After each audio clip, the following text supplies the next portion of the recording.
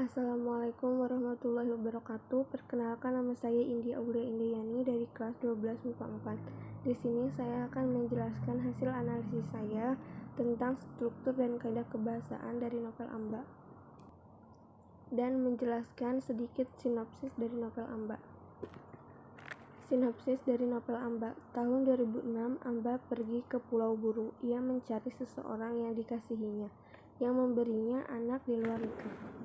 Laki-laki itu bernama Bisma, dokter lulusan Leipzig, Jerman Timur, yang hilang karena ditangkap pemerintah Orde Baru dan dibuang ke Pulau Buru. Ketika kamp tahanan politik itu dibubarkan dan Tapol dipulangkan, Bisma tetap tidak kembali. Novel berlatar sejarah ini mengisahkan cinta dan hidup Amba, anak seorang guru di sebuah kota kecil Jawa Tengah. Aku dibesarkan di Kadipura. Aku tumbuh dalam keluarga pembaca kitab-kitab tua. Tetapi ia meninggalkan kotanya. Di Kediri, ia bertemu Bisma. Percintaan mereka terputus dengan tiba-tiba di sekitar peristiwa G30S di Yogyakarta. Dalam sebuah serbuan, Bisma hilang selama-lamanya. Baru di Pulau Buru, Amba tahu kenapa Bisma tak kembali dan mati. Lalu saya akan menjelaskan struktur dari novel Amba. Yang pertama, orientasi. 3 hari yang lalu, 2 perempuan dilarikan ke rumah sakit Wacapo. Perempuan yang pertama datang dari Jakarta, begitu menurut KTP. Di dalam dompetnya, namanya Amba Kinanti Ehlers. Usianya 62 tahun. Dari nama keluarganya, ia tampak menikah dengan orang asing. Perempuan itu luka berat dan tak sadarkan diri karena perang. Perempuan itu luka berat dan tak sadarkan diri karena diserang perempuan yang satunya. Dan yang kedua, pengungkapan peristiwa. Ia kesini untuk mencari cinta sejatinya. Namanya laki-laki itu Bisma. Kata Samuel tiba-tiba. Kami tak sengaja datang ke pulau ini, saya, dia, dan seseorang lain yang mengaku saudaranya. Lalu ia hilang begitu saja.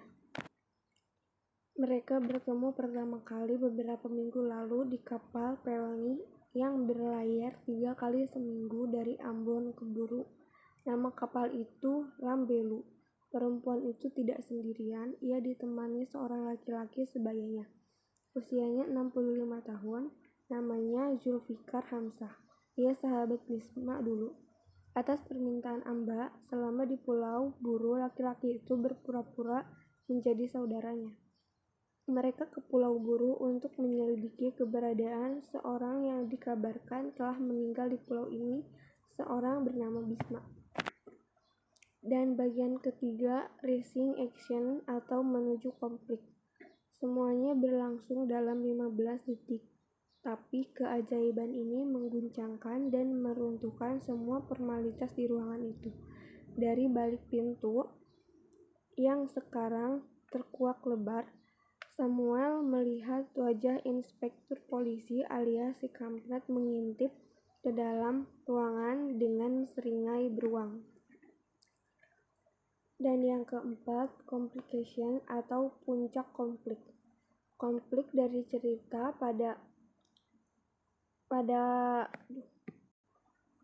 complication atau puncak konflik. Konflik cerita pada Mona Lisa yang menceritakan Bisma lewat ceritanya. Itu pohon Bisma, katanya. Mereka semua menengok pohon yang bagus, rindang dan simetris. Usianya mungkin sama dengan usia Amba. Pohon pengayon, pohon kesiaan. Complication atau puncak konflik. Konflik cerita ada pada Mona Lisa yang menceritakan Bisma lewat ceritanya. Itu pohon Bisma, katanya. Mereka semua menengok pohon yang bagus, rindang dan simetris. Usianya mungkin sama dengan usia Amba. Pohon pengayom, pohon kesetiaan. Dan kesetiaan itu sedang ada di tangan Mona Lisa. 3 ikat tambung bambu pendek. Ini dia ada 22, kata lelaki itu sambil menyerahkan kepada Amba. Amba menerimanya. Ia seperti ingin mengatakan sesuatu tapi urung. Mona Lisa menyerahkan setumpuk kertas yang tampak seperti dokumen-dokumen resmi. Tiba-tiba ia menjadi kurang fasih. Ini buatku juga, katanya setengah berbisik. Suaranya tiba-tiba serak, tapi aku harus baca terakhir. Kau akan tahu kapan dan cara saudaraku mati. Suaranya kalem seakan sudah lama terbiasa dengan kebenaran ini. Dan yang kelima, resolusi. Kurasa aku tahu apa yang sebenarnya terjadi, kata Amba setengah merengguk segelas minuman berwarna ungu yang setelah itu tak lagi ia jamah. Enggak yakin, aku tahu apa yang sebenarnya terjadi hari itu. Hari yang mana? Hari kematian Bisma? Bukan, jauh sebelum hari itu. Hari di Jogja itu, Oktober 1965, hari di mana kami dipisahkan selama-lamanya.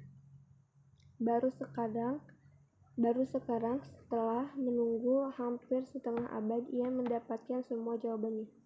Baru sekarang ia tahu bagaimana laki-laki yang ia cintainya itu menyambut maut, dan seperti biasa di hadapan perempuan itu Samuel terkikis habis. Seorang dengan lidah leku dengan kata tinggal satu, yaitu maaf. Dan yang terakhir, koda.